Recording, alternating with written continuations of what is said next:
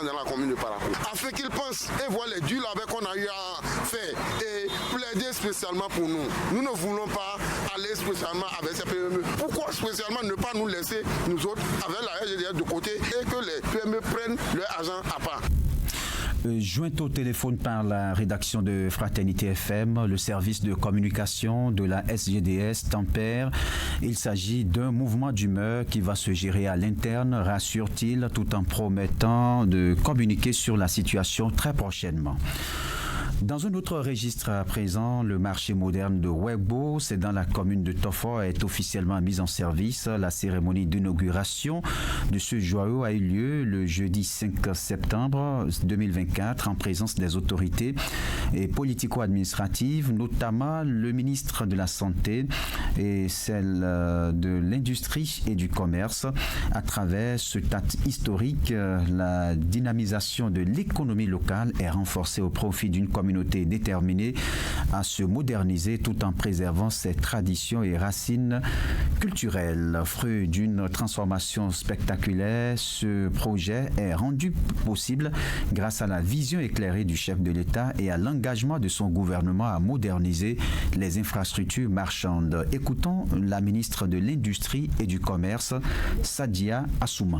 Nous voilà 62 ans plus tard, grâce à une vision, grâce à un homme. 62 ans plus tard, nous ouvrons les portes d'un édifice qui revêt une importance capitale et témoigne de l'engagement du président de la République pour sa lutte en faveur du développement économique de notre pays et du bien-être de chaque Béninois. Ce moment est historique non seulement pour Wegbo, mais aussi pour tout le Bénin, parce qu'il incarne notre vision d'un développement équitable et durable, où chaque région, chaque communauté se voit offrir les moyens de prospérer et de contribuer au rayonnement de notre nation. Akodenawa, aujourd'hui connu sous le nom du marché de Wegbo, est vraiment un symbole de paix et de cohésion sociale. Oui, ici, nos populations n'auront plus peur des barbaries qu'elles subissent au retour de leur lieu de vente, parce que le marché est fait pour que tout soit sécurisé.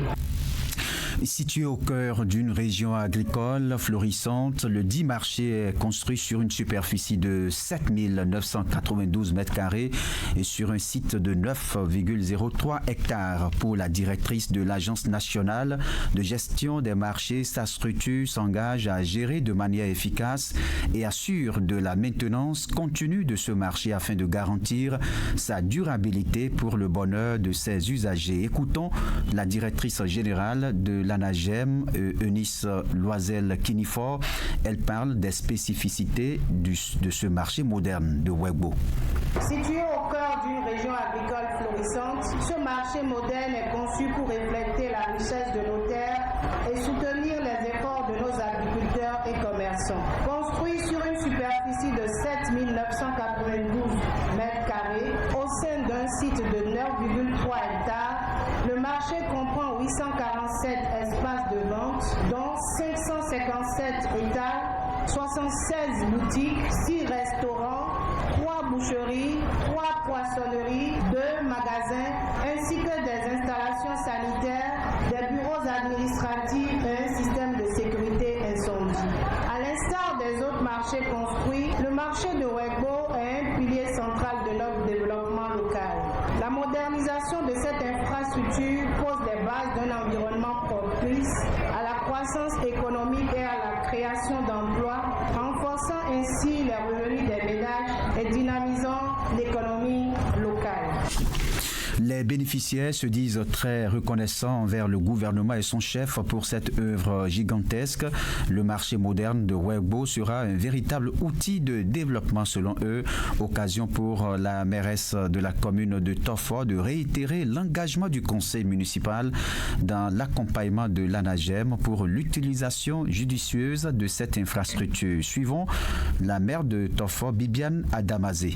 Grâce à son architecture attrayante, il se positionne comme un centre stratégique pour le commerce régional et ce entre les communes et les régions. Il comprend des variétés de commodités pour offrir aux usagers un cadre adéquat dans l'exercice de leurs activités. Nous croyons fermement qu'il augmentera les flux commerciaux et pourra booster la croissance économique de la commune de Tofo. Je voudrais donc rassurer les uns et les autres que la mairie ne ménagera aucun effort pour accompagner la NAGEM dans sa mission pour une utilisation durable et à bon escient de ce joyau. J'invite donc tous les consommateurs béninois à faire un tour dans ce nouveau marché pour s'approvisionner en produits agricoles, en gros comme en détail.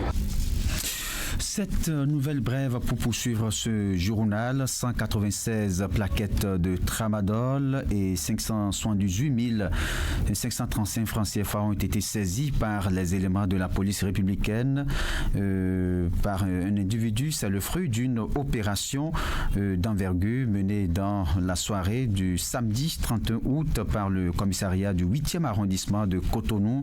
La prise a été effectuée auprès d'un individu dans une cafétéria au quartier Tonato.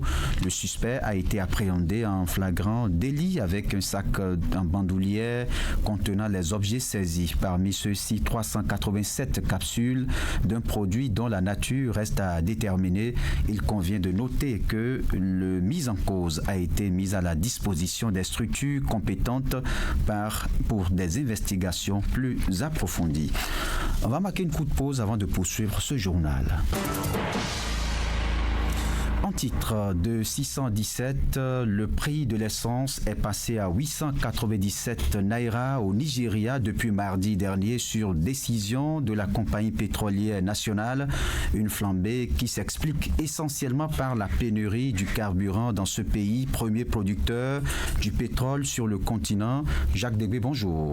Bonjour Raoul Sivogonokan. Chef desk économie de Fraternité FM, est-ce que cette flambée du prix de l'essence au Nigeria doit inquiéter les consommateurs béninois? Oui, Raoul, il y a ce adage populaire selon lequel quand le Nigeria touche le Bénin sans rhume, cela risque encore une fois de se vérifier. Il faut bien sûr craindre une augmentation du prix de l'essence de contrebande au Bénin après cette décision de la compagnie pétrolière nationale du Nigeria. D'ailleurs, on apprend que depuis ce matin, l'essence Payo est vendue à 650 francs CFA à Porto Novo, la capitale politique du Bénin.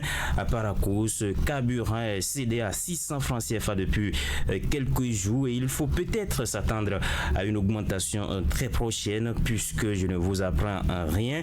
À chaque fois ou presque qu'il y a une pénurie d'essence au Nigeria, cela se répercute tout naturellement sur le Bénin qui dépend fortement du géant de l'Est. Dans ce secteur, l'essence de contrebande est actuellement à 600 francs CFA et cela fait grincer des dents dans le rang des propriétaires d'engins de véhicules, mais il faut clairement s'attendre au pire et la suite, nous la connaissons tous, ce sont les stations-service qui seront bientôt prises d'assaut par les utilisateurs du Bayon. Voilà. Alors, une hausse du prix de l'essence, cela a forcément un impact sur les autres secteurs d'activité. C'est en fait une corrélation. La flambée du prix de l'essence se ressent toujours sur les autres secteurs d'activité. Le secteur des transports se retrouve généralement touché en premier. Les taxis et les transporteurs de marchandises et autres augmentent les prix. Conséquence immédiate, les commerçants ajustent eux aussi à leur niveau les prix de leurs articles et c'est le consommateur final qui en fait les frais, lui qui est désormais donc obligé de débourser davantage pour s'acheter ces articles-là. Par ailleurs, l'administration publique comme privée se retrouve aussi perturbée avec des retards au boulot, des fonctionnaires qui difficilement rallient leur lieu de travail pour faute d'essence alors que d'autres ne répondent carrément pas à l'appel. En clair et en résumé, Raoul Sivogonokan, il faut s'attendre à ce que le prix de l'essence monte d'ici quelques jours si la situation n'est pas réglée au Nigeria. Et depuis l'arrivée au pouvoir de Bola Ahmed Tinubu, il faut dire que les réformes ont conduit à l'augmentation du prix de l'essence dans ce pays avec à la clé des manifestations contre le pouvoir en place. C'est pas une bonne nouvelle. Pas du du tout une bonne nouvelle pour le Bénin. Oh, c'est dommage. Nous allons poursuivre ce journal, mesdames, messieurs, cette fois-ci avec les nouvelles sportives.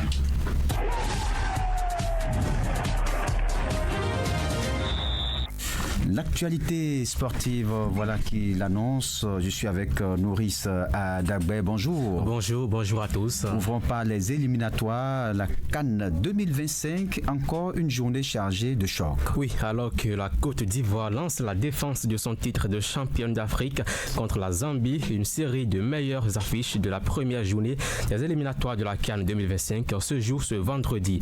Tout commence à partir de 14h00 local avec le duel entre le Kenya et le Zimbabwe. Plus tard, 4 rencontres vont démarrer à 17h. Il s'agit de RDC vers Guinée, Afrique du Sud, vers Ouganda, Togo contre Libéria, ainsi que Tchad, Sierra Leone, avec le duel Maroc-Gabon prévu pour 19h. La soirée se termine ainsi avec 4 autres confrontations qui seront lancées à 20h00, alors que le Sénégal de Sadio Mané fera face au Burkina Faso, Mohamed Salah et l'Égypte défileront le Cap-Vert. Le Mali reçoit le Mozambique, moment où les championnes d'Afrique en titre signeront leur retour. Côte d'Ivoire-Zambie, c'est également à 20h00. Voilà. Direction Al-Hilal, voilà, Arabie Saoudite, pas de retour de Neymar avant janvier. Effectivement, toujours en rééducation après avoir subi une grave blessure au genou en octobre 2023. L'attaquant Neymar, 32 ans, va probablement devoir patienter avant de faire son grand retour avec Al-Hilal, non pas pour des raisons sportives, mais plutôt administratives. En effet, alors qu'il n'a le droit d'enregistrer que 8 joueurs étrangers, il en compte 9 dans son effectif. L'entraîneur de la formation saoudienne Georges Jesus refuse de sacrifier un élément et notamment l'ancien Marseillais Romain Lodi pour faire de la place à Neymar, annonce le média Record.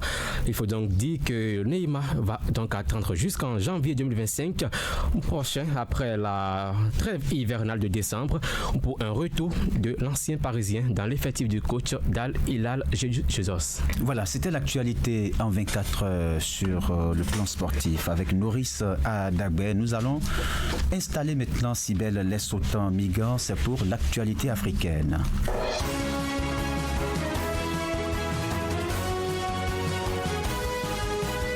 Bonjour Cybèle. Bonjour Raoul, bonjour à tous. On ouvre par le Togo, 4 bateaux réduits en cendres au port autonome de Lomé.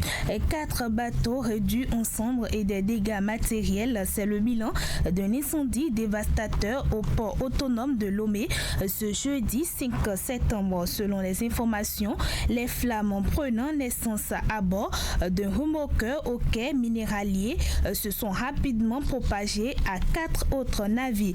Toutefois, le feu a été maîtrisé en quelques minutes grâce à l'intervention prompte des sapeurs-pompiers du port. Par ailleurs, il faut noter que cet événement s'inscrit dans une série d'incendies récents survenus à Lomé, dont celui qui a ravagé une partie du marché de Kégué. Et pendant ce temps au Mali, le pays sollicite l'aide internationale face aux inondations. Les autorités de transition maliennes sollicitent l'aide des partenaires internationaux. La ministre de la Santé et du Développement social, le médecin-colonel Touré, a rencontré les représentants des acteurs humanitaires présents à Bamako.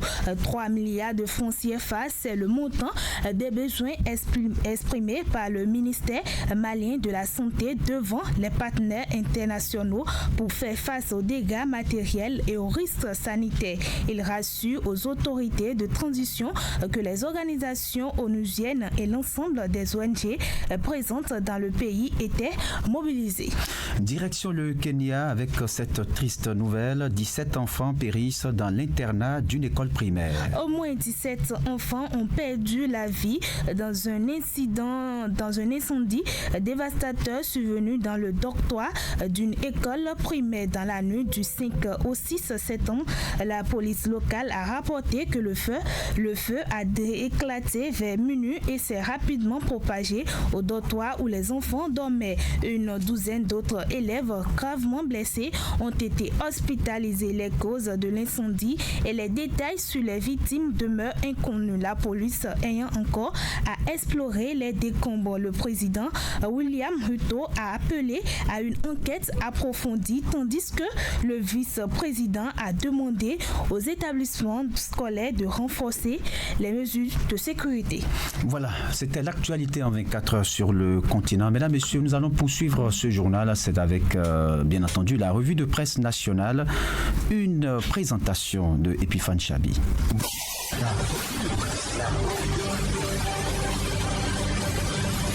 Bonjour à tous et bienvenue dans cette revue de presse. Nouvelle accusation du Niger contre le Bénin en marge du Forum France-Afrique 2024. La réouverture des frontières de plus en plus compromise. C'est le gros titre qui fait la une de matinale. Matin Libre et bien d'autres publications ce matin qui précisent qu'en marge de ce forum, le premier ministre nigérien a rencontré la diaspora nigérienne en Chine. Et lors de cette rencontre, l'autorité nigérienne a une fois encore accusé le Bénin d'abriter des bases militaires françaises et de dresser la passerelle aux Français qui, depuis le territoire béninois, orchestrent des attaques terroristes au Niger. Selon Matin Libre, il s'agit d'une situation qui, selon le premier ministre nigérien, met en péril la réouverture des frontières bénino-nigériennes du côté de Niamey. Une nouvelle accusation contre le Bénin, taxé depuis plusieurs mois d'abriter sur son territoire des bases militaires françaises selon Matin Libre. La Ménézénie reprend ainsi les propos du président du Conseil national pour la sauvegarde de la patrie, le CNSP Abdourahmane Tiani, qui, lors d'un entretien début août 2024, avait déclaré de tenir des preuves formelles de ce que le Bénin tramerait depuis 2023, avec des agents de la DGS française, des velléités d'atteinte à la sécurité du Niger. Pour nombre d'observateurs, ces accusations prétendument malveillantes seraient du pur alibi pour ne pas rouvrir les frontières bénino-nigériennes et en somme, les publications concluent que le Niger ferait du dilatoire et s'adonne à un jeu flou. Dans la suite de cette revue, Bénin Intelligent parle politique et précise que la contestation liée au code électoral tombe sur la table de la Commission africaine des droits de l'homme et des peuples. Après épuisement des voies de recours à l'interne suite au contrôle de constitutionnalité concluant de la haute juridiction, 5 juristes portent plainte contre le Bénin devant la juridiction panafricaine. La plainte dont Bénin Intelligent a copié a été déposée le 20 juin 2024 selon les informations relayées par le journal. Elle a été notifiée en août à l'État défenseur le Bénin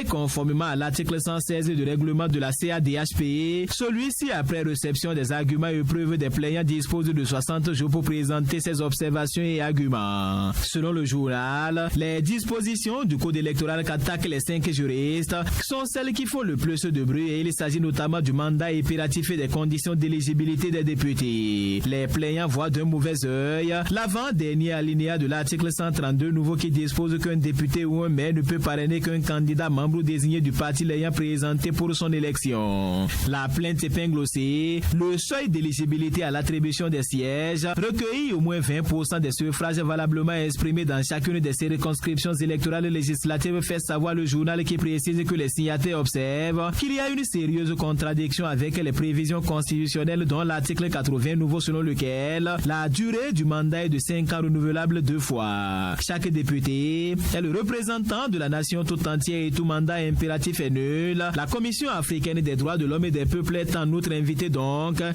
statuer sur le caractère abusif des pourcentages du parrainage mais aussi le caractère antidémocratique de la disposition elle-même, conclut les publications. Et plus loin, Fraternité nous informe que les députés à l'Assemblée nationale 9e législature vont se réunir la semaine prochaine pour une session extraordinaire avec plusieurs points à l'ordre du jour dont l'examen du projet de budget de l'institution pour le compte de l'année 2025. Ceci dans la perspective de la session budgétaire qui va s'ouvrir dans la deuxième quinzaine du mois d'octobre. La publication rappelle que pour le compte de l'année 2024, le Parlement est en train d'exécuter un budget qui s'élève à 24 788 millions environ. Le point d'exécution de ce budget sera également connu lors de la séance plénière qui sera consacrée à l'étude du projet de budget 2025, conclut le même journal. Et dans la suite, Matin Libre revient sur l'affaire Steve Amoussoué, précise que le procès de ce mardi organisé à la Cour de répression des infractions économiques et de terrorisme pour arrestation illégale de ce dernier est un procès qui suscite moult interrogations. Quels sont les dessous de l'interpellation de Steve Amosso? Pourquoi la police républicaine n'a-t-elle pas mis aux arrêts ses présumés ravisseurs au moment où ceux-ci leur confiaient Steve Amosso? Est-il désormais possible que de simples individus se substituent à la police pour interpeller une personne et la remettre à la police? Autant de questions qui restent toutefois à élucider, étant donné qu'il est incompréhensible que ces présumés ravisseurs ne soient soupçonnés et finalement condamnés que lors du procès à la criette, révèle le journal. La publication fait remarquer que la justice béninoise devrait également se préoccuper de ce pan de l'affaire afin de faire toute la lumière possible sur l'interpellation de Steve Amosso en territoire étranger. Et dans les dernières secondes, Éveil Info, le Télégramme, le Potentiel et bien d'autres publications nous informent que la presse béninoise est de nouveau en deuil. L'animateur et journaliste en langue fond de Radio Planète Jacques Abozo n'est plus. Il est décédé dans la matinée de ce jeudi 5 septembre 2024. Et toujours ce carnet noir dans le rang des journalistes, un autre journaliste et animateur en langue nationale Fulfulde de la radio locale Bassi FM de Kalale, Mohamed Lamine Hassan Djodi n'est plus. Il est décédé hier jeudi 5 septembre 2024 après une longue période de maladie et le défunt était l'un des piliers de Bassi FM, membre de la première équipe ayant fait le sacrifice nécessaire pour assurer le décollage de cette station de radio communautaire, conclut les publications. Fin de cette revue. Merci de m'avoir suivi.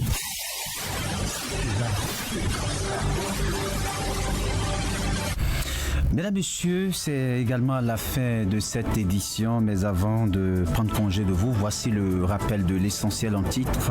Les motifs qui sont à la base du limogeage du régisseur de la prison civile de Missérété sont un peu connus. Nos investigations